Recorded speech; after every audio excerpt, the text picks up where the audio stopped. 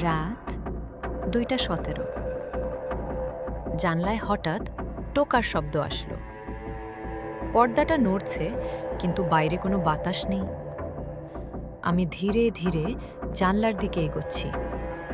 পর্দা সরাতেই জানলার কাছে একটা মুখ, ফাঁকা চোখ আর মুখে বিকৃত হাসি।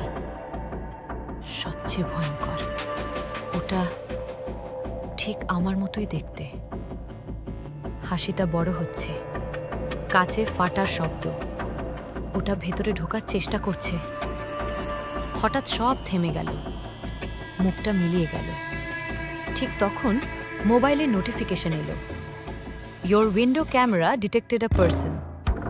আর তার নিচে একটা ছবি, সেই মুখ, কিন্তু ছবি তোলা হয়েছে আমার ঘরের ভেতর থেকে।